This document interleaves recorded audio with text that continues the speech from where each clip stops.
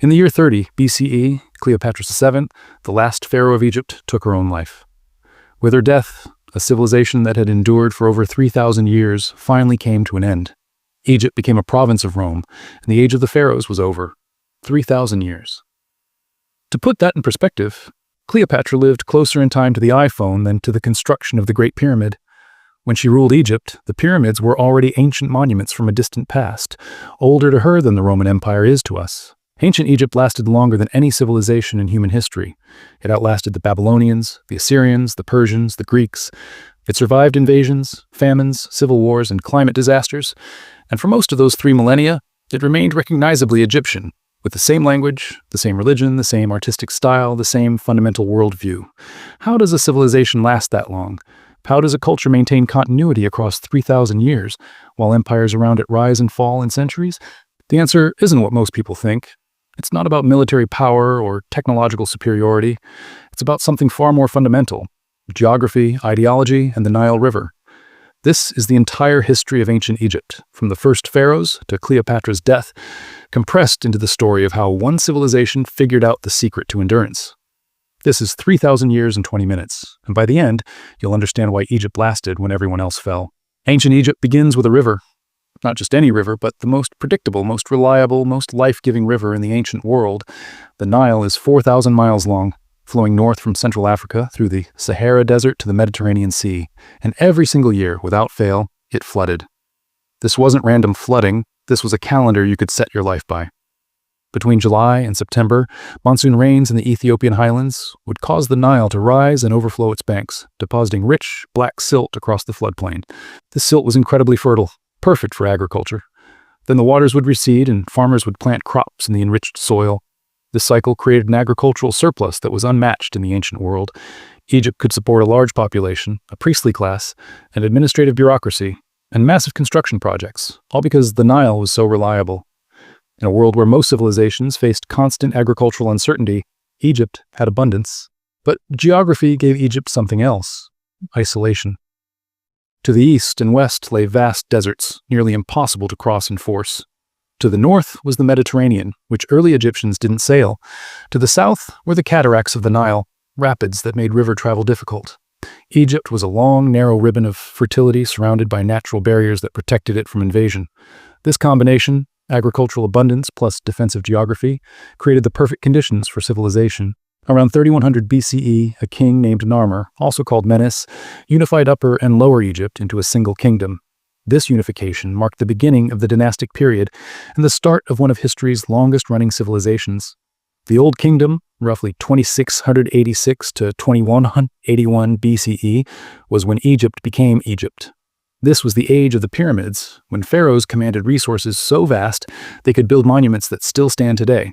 The pyramids weren't just tombs, they were statements of power, demonstrations that the pharaoh could organize tens of thousands of workers, feed them, house them, and coordinate their labor for decades. The Great Pyramid of Khufu, built around 2560 BCE, required approximately 2.3 million stone blocks, each weighing 2 to 3 tons. It was the tallest man-made structure in the world for over 3,800 years. But here's what's crucial about the Old Kingdom.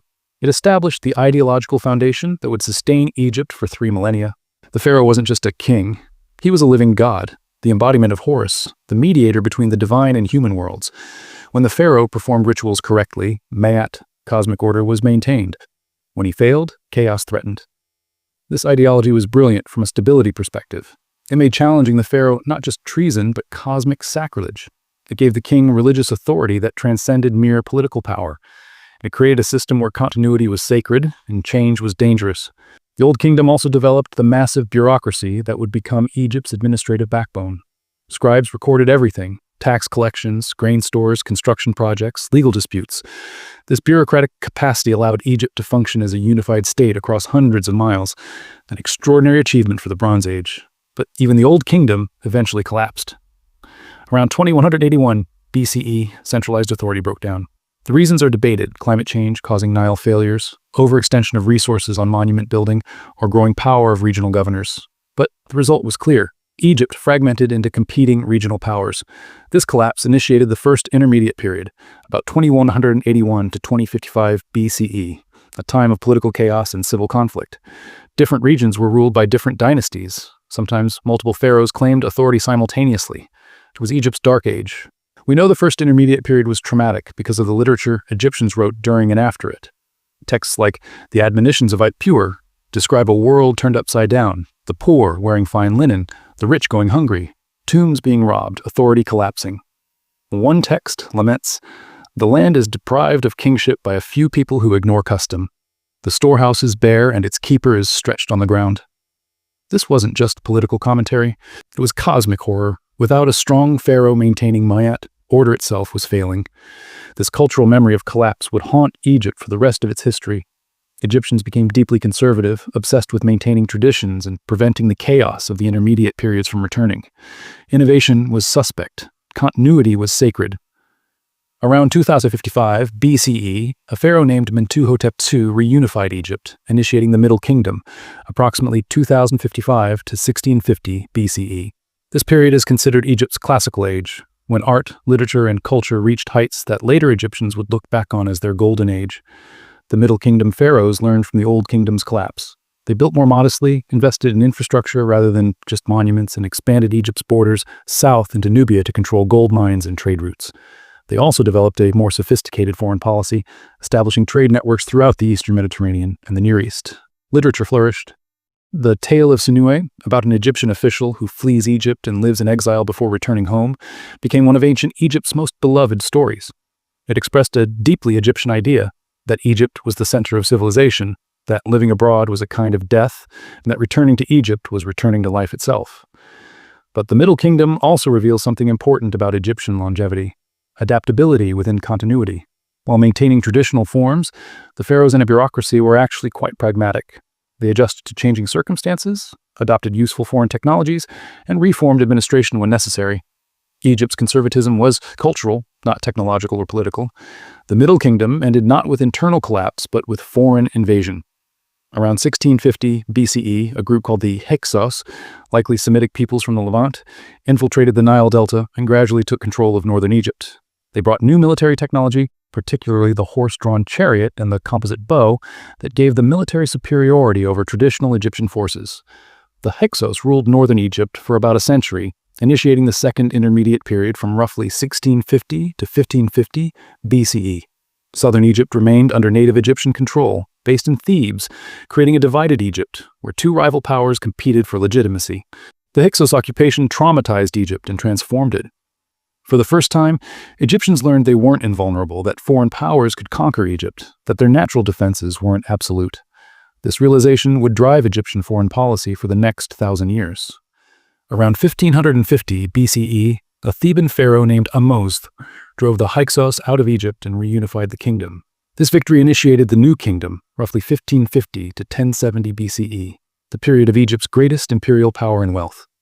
New Kingdom pharaohs adopted a radically different strategy: aggressive expansion. Instead of waiting for threats behind natural barriers, Egypt would conquer and control buffer zones. Egyptian armies campaigned in Syria, Palestine, and Nubia, creating an empire that stretched from the Fourth Cataract of the Nile in the south to the Euphrates River in the north.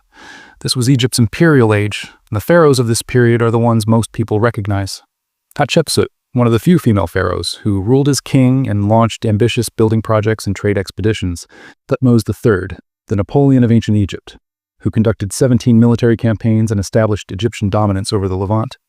Amenhotep III, whose reign represented the height of Egyptian wealth and artistic achievement.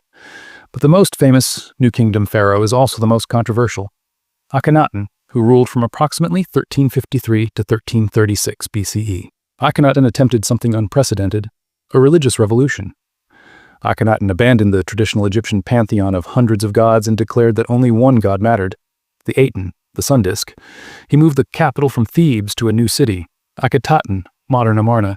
He changed artistic styles, depicting himself and his family in a bizarre, elongated style utterly unlike traditional Egyptian art. This wasn't just religious reform, it was an attack on Egypt's entire ideological foundation. The priesthood of Amun, the chief god, was enormously powerful and wealthy. By elevating the Aten and suppressing other gods, Akhenaten was attempting to break the priest's power and centralize religious authority in himself. It was a catastrophic failure.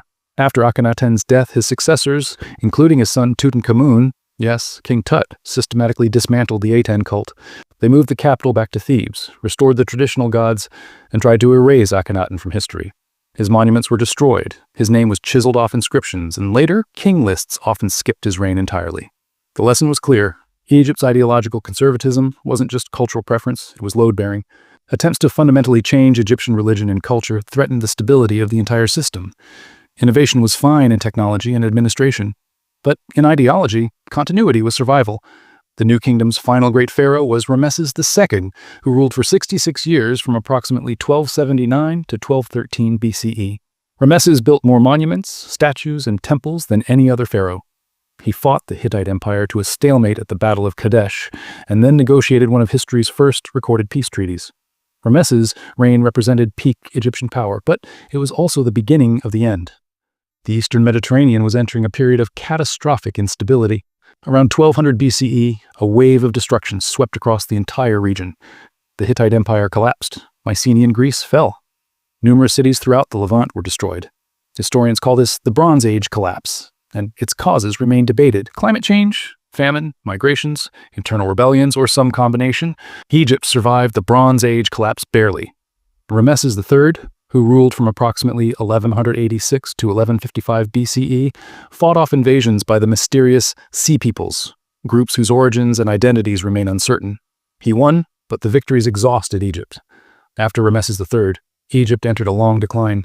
The New Kingdom ended around 1070 BCE, giving way to the Third Intermediate Period, roughly 1070 to 664 BCE. Egypt fragmented again. Libyan dynasties ruled in the north, Nubian kings controlled the south, and multiple pharaohs often claimed authority simultaneously. Egypt was still Egyptian, culturally and religiously, but politically it was divided and weakening. By 664 BCE, ancient Egypt had already existed for over 2,400 years. To put this in perspective, the entire span of Western civilization from ancient Greece to today is shorter than the time Egypt had already endured by the mid-7th century BCE, and Egypt still had another 600 years to go. In 664 BCE, Egypt was conquered by the Assyrian Empire, the dominant military power of the ancient Near East. This occupation was brief. Assyria had overextended itself, but it marked a turning point. Egypt would never again be a dominant regional power. For the rest of its history, Egypt would be ruled by or subject to foreign empires. After the Assyrians withdrew, Egypt experienced a brief renaissance during the Sate period, also called the 26th dynasty, from 664 to 525 BCE. The Sate pharaohs, ruling from the city of Sais in the Delta, attempted to restore Egypt's glory by deliberately imitating the Old Kingdom. They copied ancient artistic styles, revived old religious texts, and presented themselves as restorers of traditional Egyptian culture. This was Egypt becoming consciously archaeological about its own past, looking back 2,000 years to the pyramids as the model of what Egypt should be. It worked culturally. The Sate period produced beautiful art and architecture, but politically, Egypt was now a second-tier power in a world dominated by much larger empires. In 525 BCE, the Persian Empire conquered Egypt. The Persian king Cambyses II became pharaoh, initiating a period of Persian rule that would last, with interruptions, for the next 2 centuries. The Persians generally respected Egyptian culture and religion, ruling as pharaohs and maintaining Egyptian administrative structures. But Egypt was now a province of a vast empire centered in Iran.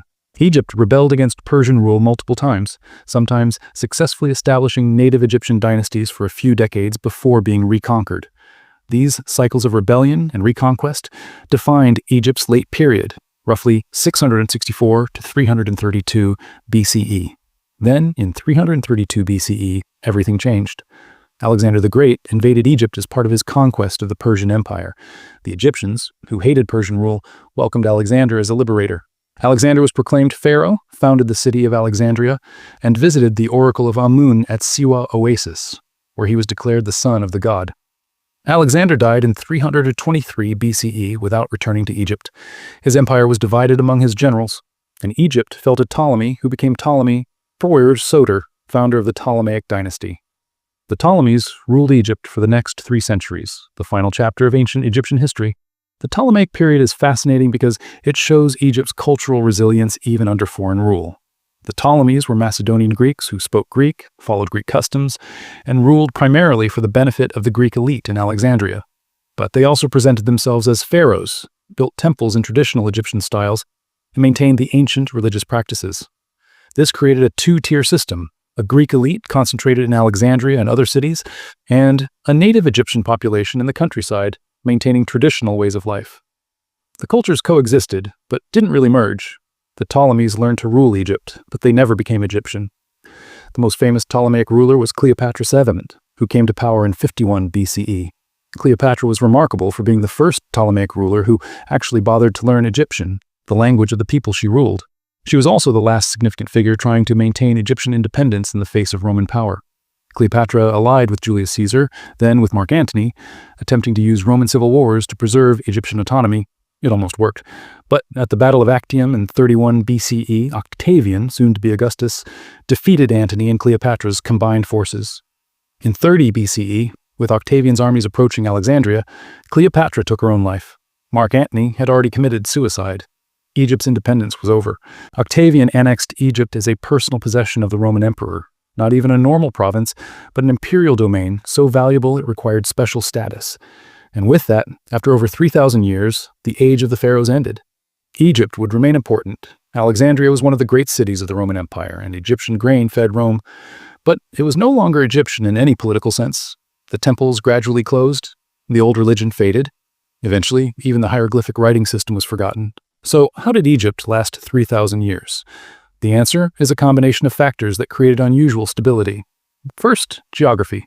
The Nile provided consistent agricultural surplus, and natural barriers protected Egypt from constant invasion. This allowed Egyptian culture to develop in relative isolation and maintain continuity. Second, ideology. The pharaoh as divine king, the concept of Ma'at as cosmic order, and the deep conservatism of Egyptian religion created a worldview where continuity was sacred and change was dangerous. This conservatism preserved Egyptian culture across millennia. Third, bureaucracy. Egypt developed administrative systems that functioned regardless of who the pharaoh was. Scribes, priests, and regional governors maintained continuity even during weak reigns or intermediate periods. Fourth, adaptability within tradition. While maintaining traditional forms, Egypt actually adapted constantly to new circumstances. They adopted foreign technologies, reformed administration, and adjusted foreign policy while maintaining cultural identity. And fifth, cultural resilience. Even when ruled by foreigners, Libyans, Nubians, Persians, Greeks, Egyptians maintained their language, religion, and identity. The civilization proved more durable than any individual dynasty or empire. Ancient Egypt lasted 3,000 years, longer than any civilization before or since. But duration isn't the same as unchanging stasis. Egypt survived precisely because it could absorb shocks, adapt to circumstances, and rebuild after collapses while maintaining core cultural continuity. The Egypt of Cleopatra was vastly different from the Egypt of the pyramid builders. The language had evolved. The political system had changed. Foreign influences were everywhere. But it was still recognizably Egyptian in ways that mattered.